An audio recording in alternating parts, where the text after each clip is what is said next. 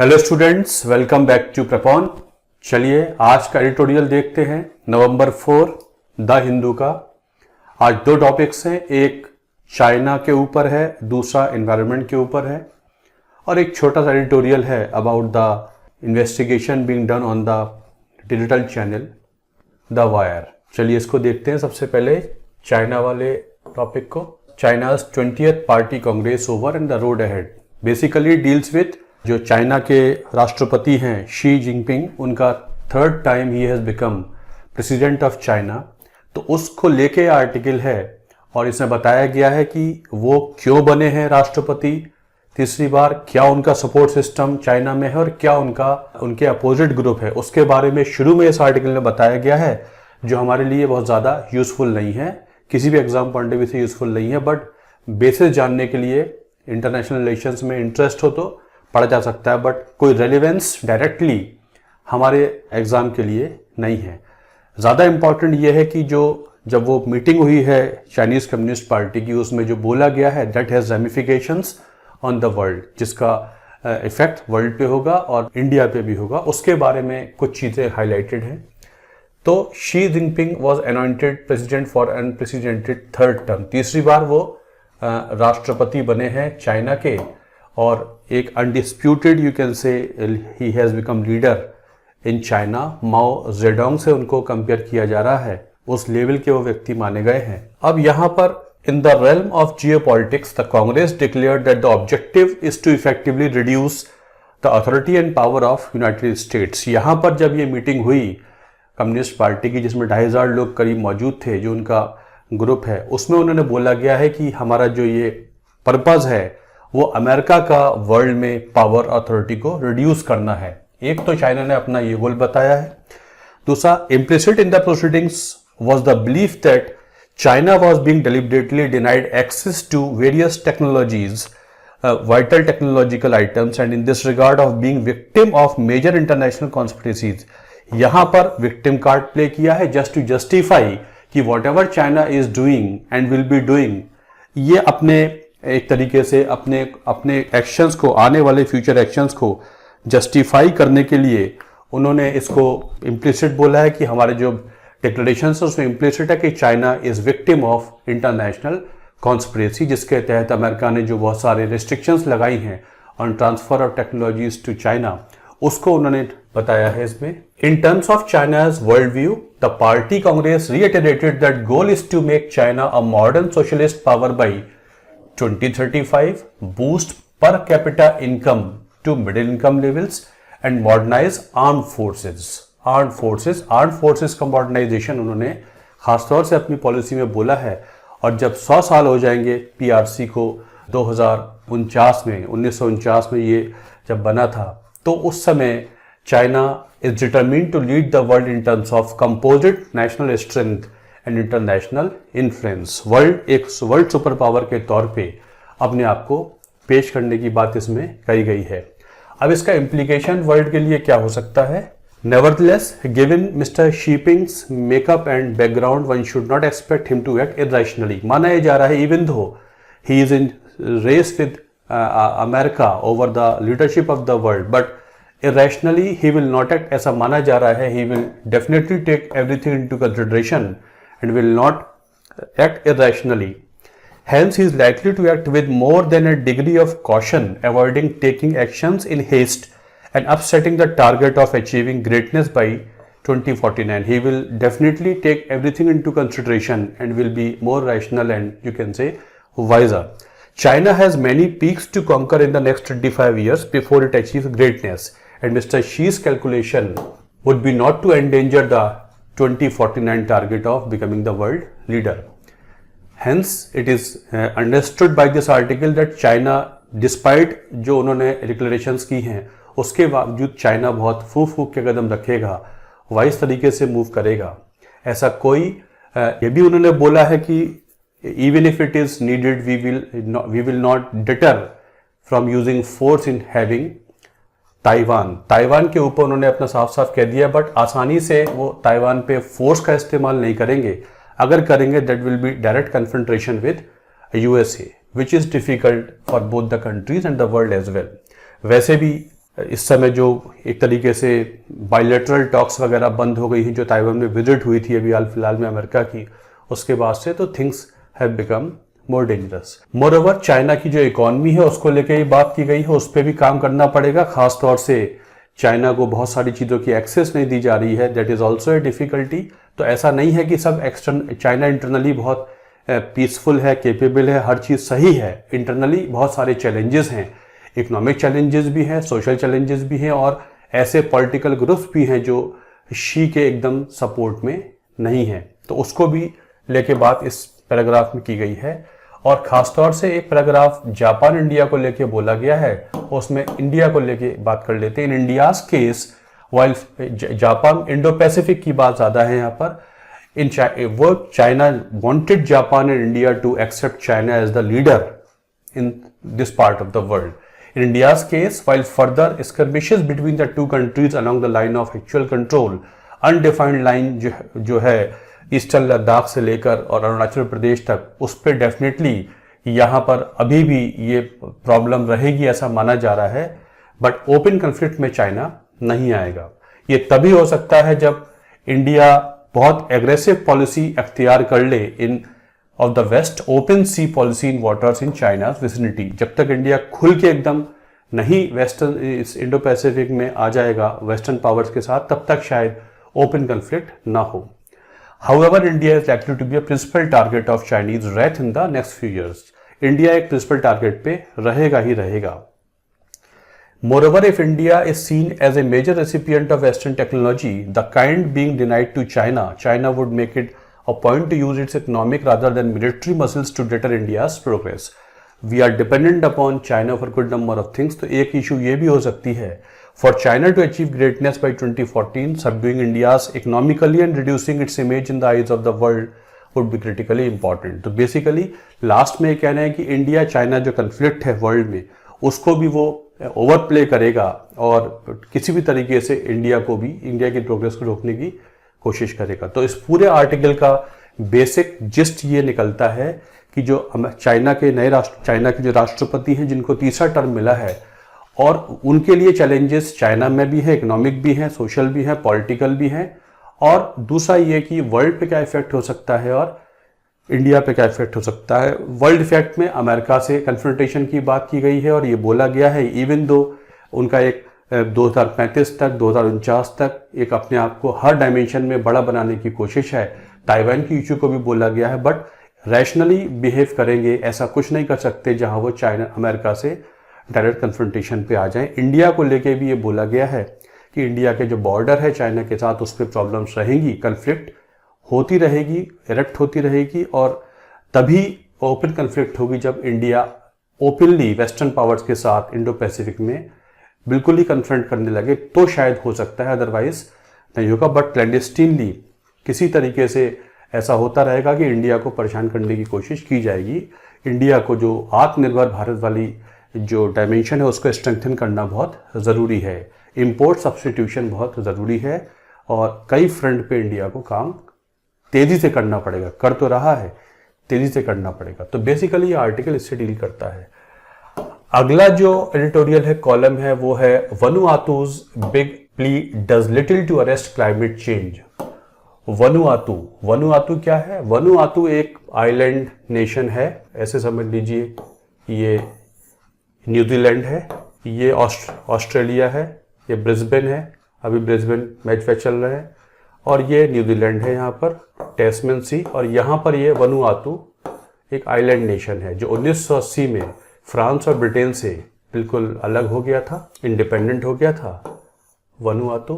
So this is Vanuatu, ये देखिए, this is Vanuatu, ये है। तो ये छोटा सा आइलैंड है, और स्मॉल आइलैंड डेवलपिंग जो नेशंस हैं, स्टेट्स हैं, वो चैलेंज में हैं, और जो क्लाइमेट चेंज है। तो वनुआतू के जो राष्ट्रपति हैं उन्होंने कुछ बोला है इस चीज़ के बारे में कि कैसे हम Vanuatu's big, it is read as, is pronounced as Vanuatu, big plea does little to arrest climate change. अब इसमें संदर्भ आ जाता है जो कॉन्फ्रेंस ऑफ पार्टीज होने जा रही है शर्म एल शेख इजिप्ट में, COP27। इससे पहले COP26 ग्लासगो में हुई थी। ये इजिप्ट में होने जा रही है शर्म एल शेख में 27 COP conference of parties, parties मतलब वो कंट्रीज हैं, कंट्रीज का मतलब है, 27वां इसका ये मीटिंग हो रही है।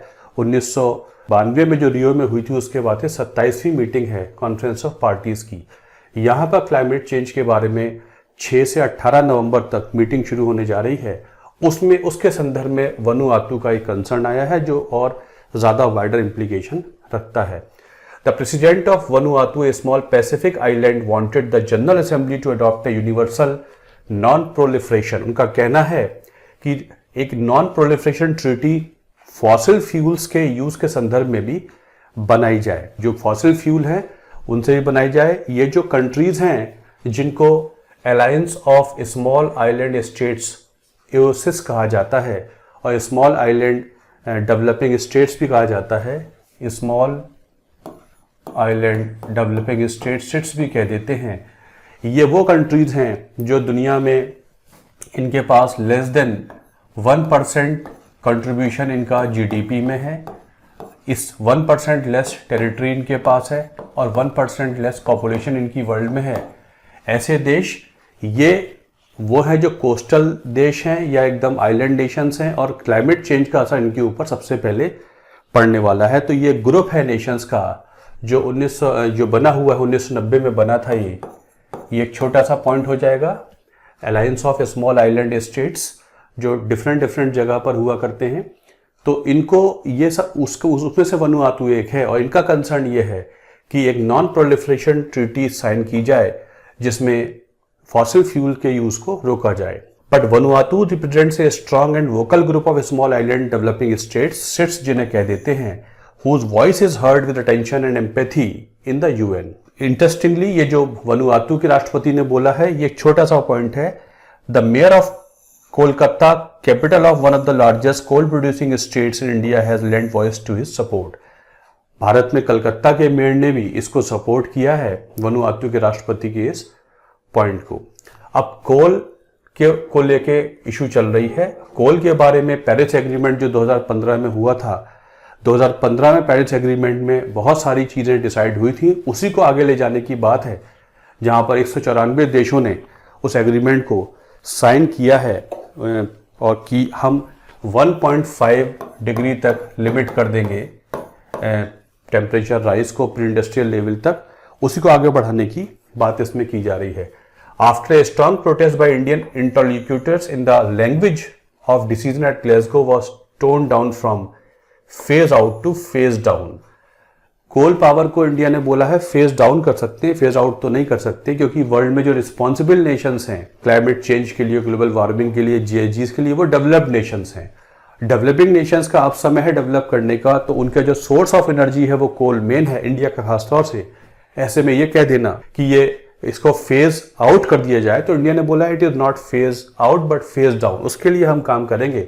वैसे भी रिन्यूएबल एनर्जी में India has done lot of work. When India argued that a phase out was unfair to countries that were heavily dependent on coal power in the, you can say, medium term, there was consternation among climate enthusiasts. Given this background, alliance of small island states may be preparing the ground to make fossil fuel elimination in COP27. तो उस संदर्भ में है जब India और developing देशों ने कहा है, जो बेसिक कंट्रीज हैं, ब्राजील है, साउथ अफ्रीका है, इंडिया है, चाइना है, जिन्हें बेसिक कंट्रीज कह देते हैं, ऑब्वियसली डेवलपिंग कंट्रीज हैं और फॉसिल फ्यूल का यूज़ बहुत ज़्यादा है। चाइना ने भी बोला है कि हम कोल का एफिशिएंट यूज़ करेंगे, उन्होंने नहीं बोला कि हम कोल बंद कर देंगे, एफिशिएंट यूज़ करेंगे। बट वेस्टर्न नेशंस चाहते हैं डेवलपिंग नेशंस कोल फॉसिल फ्यूल का इस्तेमाल बंद कर दें। अब इस आर्टिकल में डिफरेंट इम्प्लीकेशंस हैं। The reason may well have to do with the fact that a call to end fossil fuels through a mandate in the UN has very different implications than when it was presented under UN Climate Convention.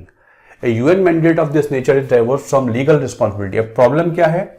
इसको climate treaty में रखना और UN में रखना। UN में रखने से ये आर्टिकल ये कह रहा है कि यूएन में इसको रखने से फायदा इसलिए नहीं होगा because a UN mandate of this nature is divorced from legal responsibility of the polluting countries to reduce their emissions on the basis of responsibility, capability and national circumstances.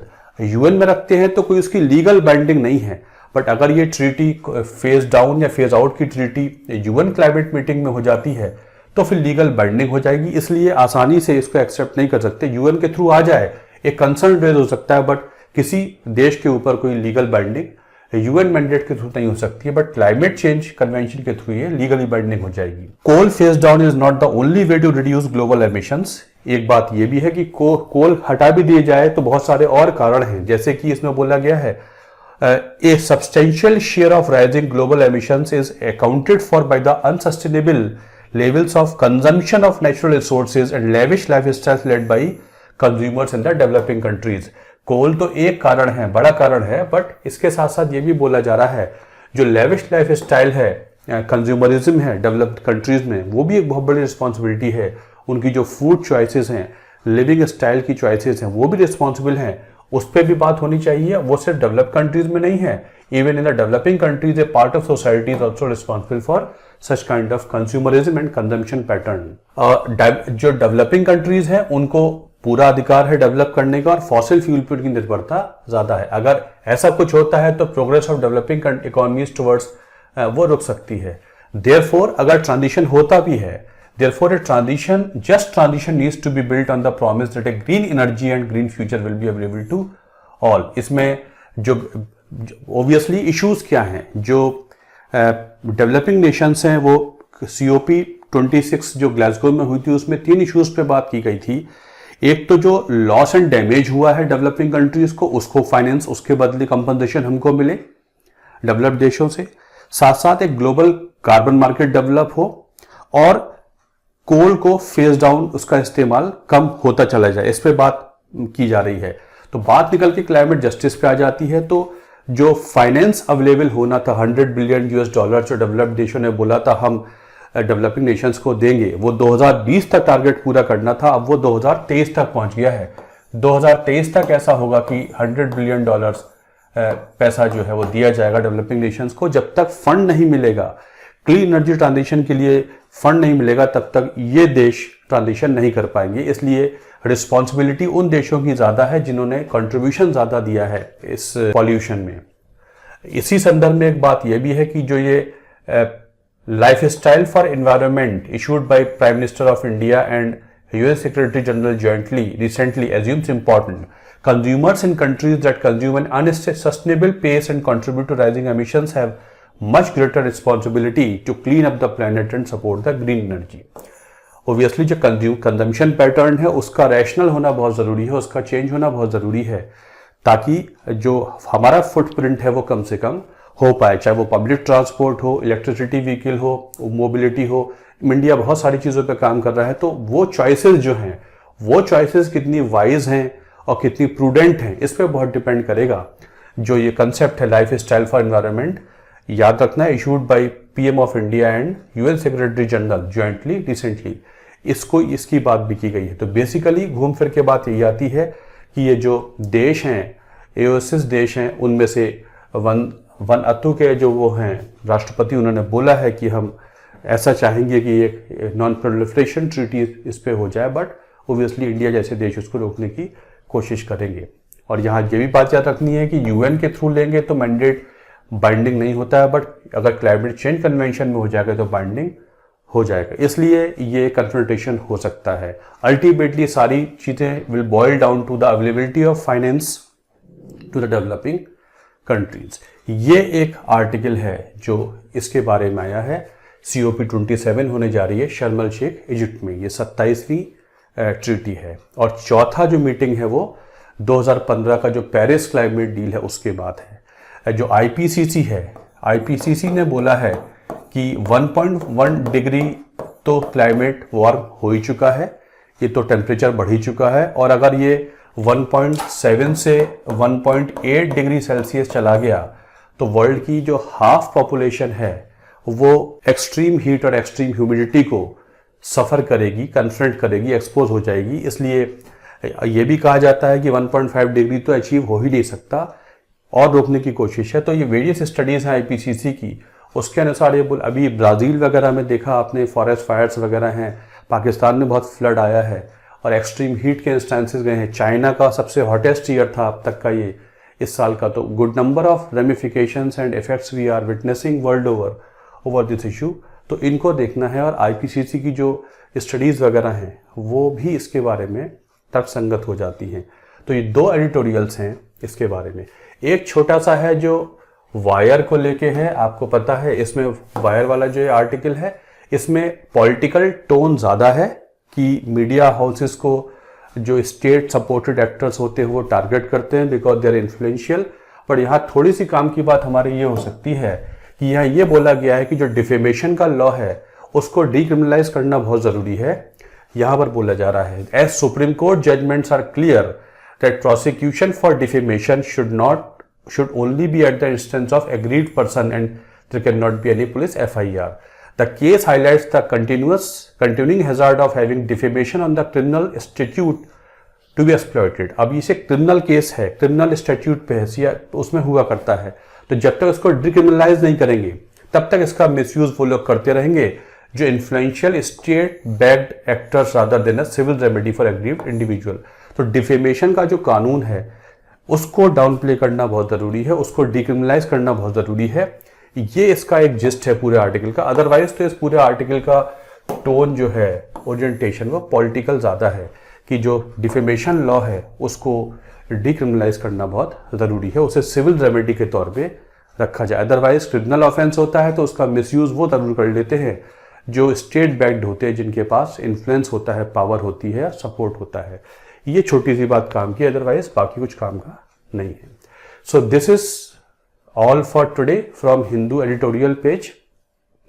Hope ये जो एफर्ट है प्रेपॉन की तरफ से आपके काम आ रहा होगा और धीरे धीरे आप आर्टिकल्स को कैसे उसका जिस्ट निकालना सीख रहे होंगे, कैसे उसको हम इम्पॉर्टेंट नोट्स बनाएं, क्या क्या हमारे लिए इम्पॉर्टेंट हो सकता है।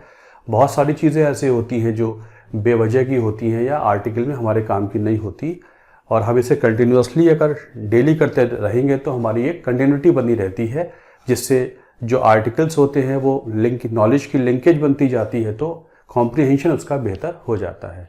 Thanks a lot for watching this video. इस पर अपने कमेंट दीजिए, लाइक कीजिए, चैनल को सब्सक्राइब कीजिए, और इसको हम एक्सपेंड करेंगे, जैसा मैं आपसे कह रहा हूँ इसको हम एक्सपेंड करेंगे जल्दी ही, ताकि पूरा अखबार कवर हो जाए। चलिए, thanks a lot, thank you very much.